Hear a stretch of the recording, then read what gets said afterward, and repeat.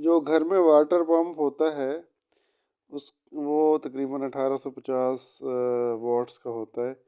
اگر وہ 30 منٹس تک چلے گا تو 1 یونٹ آپ کی جو بجلی ہے وہ کنزیوم ہوگی. 30 منٹ تک چلے گا تو 1 یونٹ. گھر میں جو استری ہوتی ہے اس کی جو ہے وہ 1000 واٹ کی ہوتی ہے، اور اگر وہ 1 گھنٹہ تک آپ یوز کرتے ہیں تو 1 یونٹ آپ کا بجلی کا لگے گا.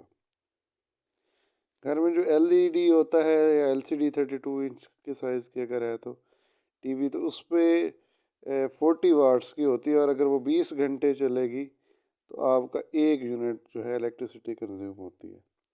1 یونٹ چلے گا آپ کا 20 گھنٹے میں. جو چھت کا پنکھا ہے، چھت کا پنکھا سیلنگ فین، یہ 100 واٹس کا ہوتا ہے، اور یہ اگر 10 گھنٹے چلتا ہے تو آپ کا 1 یونٹ بجلی کا یوز ہوگا. 10 گھنٹے میں 1 یونٹ.